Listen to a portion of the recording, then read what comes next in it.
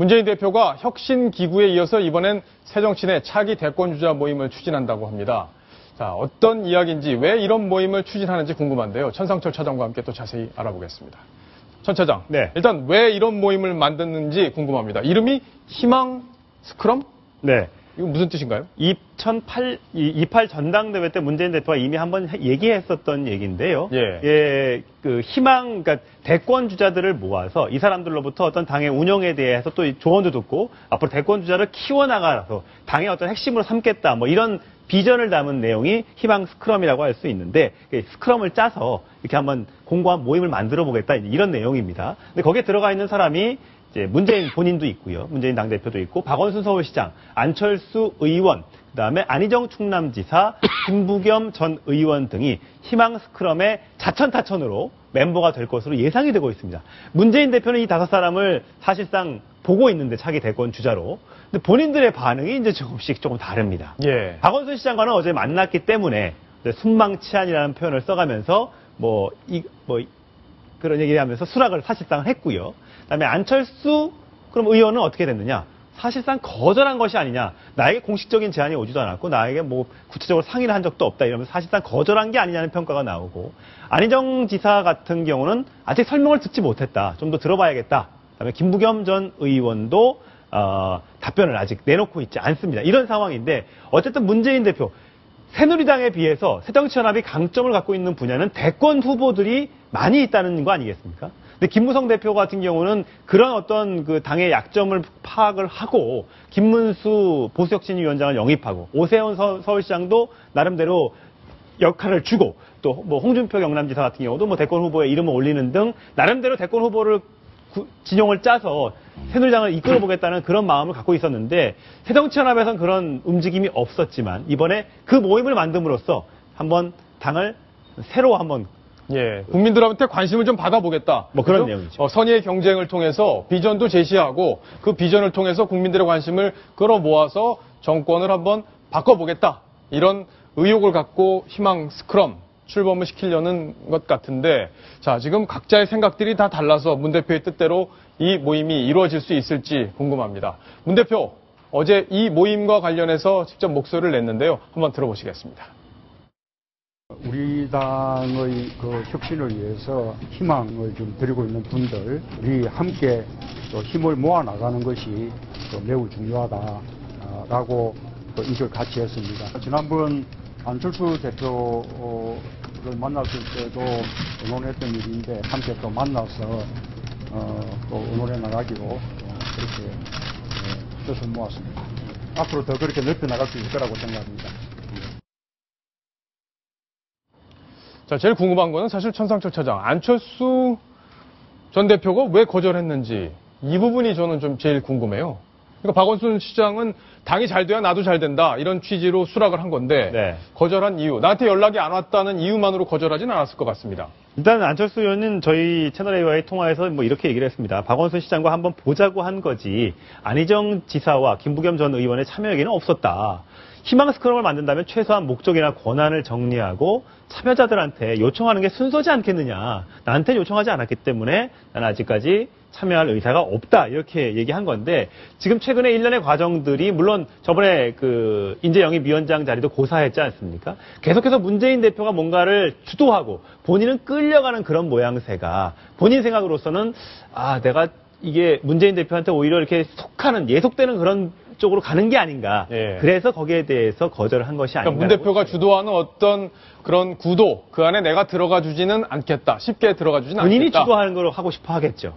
본인이 주도할 힘이 지금 현재 있을지는 잘 모르겠는데, 박원순 서울시장은 안철수 전 대표와 다른 견해를 갖고 있는 게 어제 목소리를 통해서 확인이 됐는데요. 뭐라고 얘기했는지 한번 들어보시겠습니다. 당에 단합된 모습이 굉장히 중요하다. 당이 어려우면 저도 어렵다.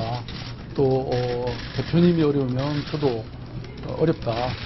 그야말로 순망치안의 단계가 아닌가 이런 생각을 하고요. 그런 측면에서 제가 서울시장으로서 여러 가지 한계는 있지만 뭐 도울 일이 있으면 열심히 돕겠다. 그런 말씀 드렸습니다.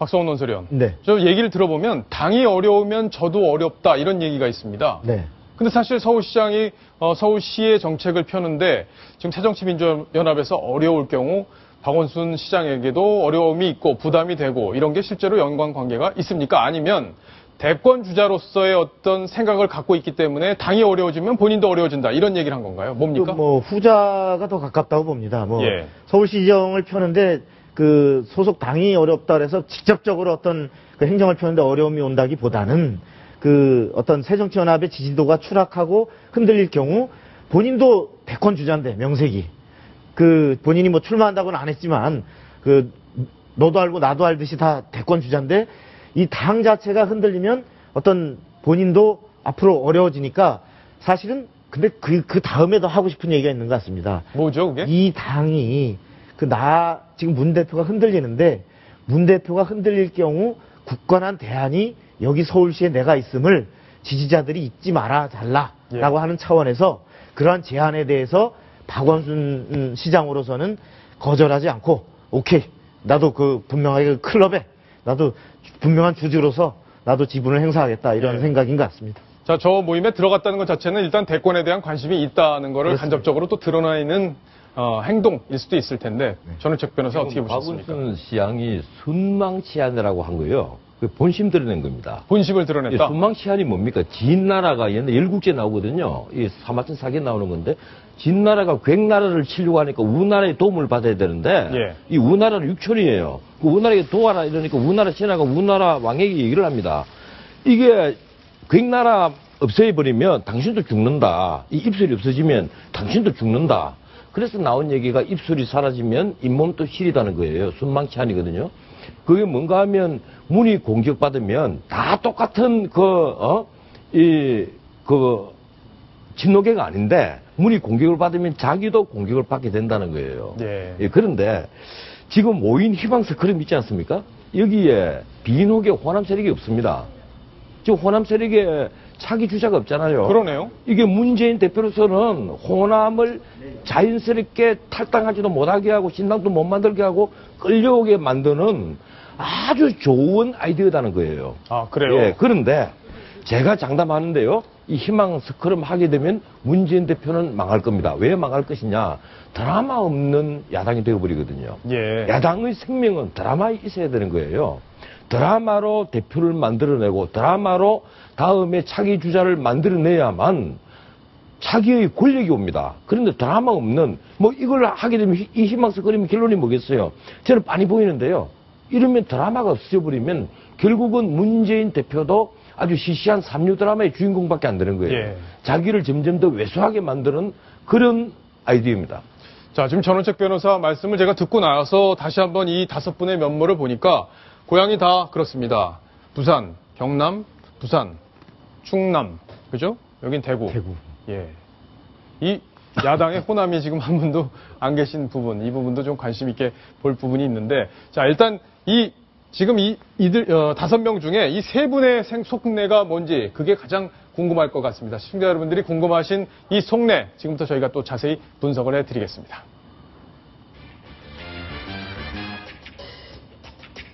자, 뉴스탑 10에서 자랑하는 속마음 분석 지금부터 한번 자세히 해보겠습니다. 일단 문재인, 안철수, 박원순 이 3분의 속내인데요. 먼저 문재인 대표의 속내부터 확인해 보겠습니다. 자, 문안박. 문안박이라고도 부르기도 하더라고요. 문안박만 묶여 있다면 좀 어렵습니다. 이게 무슨 속내인지 박성원 논설위원이 좀 해설을 좀 해주셔야 될 것 같습니다. 자, 지금 야권의 유력 대선 주자 1, 2, 3위인 우리 3사람이 같이 손잡고 나간다면 지금 그 당이 어려운데 대표 뭐 이렇게 자꾸 흔들지 말고 혁신기구 되는데 혁신기구가 혹시 잘 안 되더라도 예. 우리가 셋이 당의 주주로서 손잡고 있으면 누가 어떻게 감히 다른 당을 만들어서 나갈 꿈을 꿀 수 있겠느냐? 그러면 지금 분당 움직임이나 이런 것들 네. 결국에는 이 두 분이 가담을 해줘야 힘을 네. 받는데 그렇습니다. 묶여 있다면 힘을 예. 못 받고 결국에는 문 대표 주도의 틀이 유지될 거다. 그렇죠. 셋이 손잡고 당의 지배 주주로서 책임을 공유한다면 다시 새로운 당은 그 대선 주자가 유력 주자가 없기 때문에 씨앗 없는 감자. 예. 다시 말해 불임 정당에 불과하기 때문에 나가기가 어려울 것이다. 이 계산이 있는 거죠. 아, 그렇군요. 아주 핵심적인 얘기가 아닐 수 없는데 그래서 이 두 분들을 그렇게 자주 만나려고 하는 건 아닌지 모르겠습니다. 자, 안철수 전 대표의 속내, 이 기회의 존재감 좀. 그러니까 쉽게 문 대표가 손을 내밀어도 잘 잡질 않더라고요. 쉽게 안 가는 거죠. 안철수 전 대표로서는 바로 그러한 지금 당신이 책임지려니까 책임 안 지고 혁신기구 대충 만들어 놓고 혁신기구 잘 안 되면 또 우리 세 사람에게 책임을 같이 덮어 씌워서 같이 말하자면 실패했을 때 우리도 같이 실패자로 덮어 씌우려고 하는 거 아니냐. 예. 너 당신이 책임지고 잘못했을 땐 분명한 대안은 안철수다. 이것을 분명히 해야 되겠다. 아, 그렇군요. 그게 안철수의 계산이겠죠. 자, 이 판에선 당신이 한번 최선을 다해서 다 해보고 네. 안 되면 그 다음에 기회를 나한테 통째로 달라. 이런 속내가 깔려 있을 수 있겠다. 이렇게 볼 수 있겠네요. 박원순 서울시장의 속내. 아, 친노가 날 살리네. 손상철 차장. 네. 자, 그동안 사실 관심에서 좀 소외돼 있었고 서울시정에 대해서 여러 가지 논란이 있었기 때문에 관심도가 좀 떨어졌는데 친노 책임론이 나오면서 대안으로 급부상하고 있는 그런 측면이 있다. 이렇게 볼 수 있죠. 네, 일단 3인방에 지금 이름이 끼어져 있으니까요. 그리고 예. 문재인 대표와 당장 제일 먼저 만나서 또 나름대로의 그 스크럼 안에 또 들어갔으니까 이너서클 안에 들어갔기 때문에 박원순 시장으로서는 나쁠 게 없는 선택이다. 이렇게 볼 수 있을 것 같습니다. 네.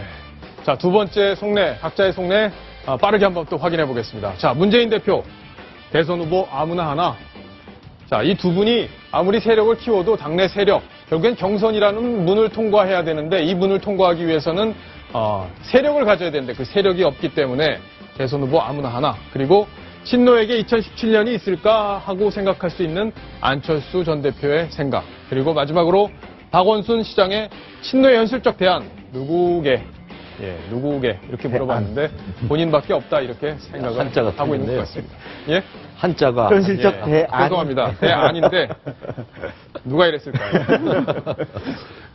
저였을까요? 예. 사실 제가 잘못 넘겼습니다. 죄송합니다. 예. 대안입니다. 대안 누구게.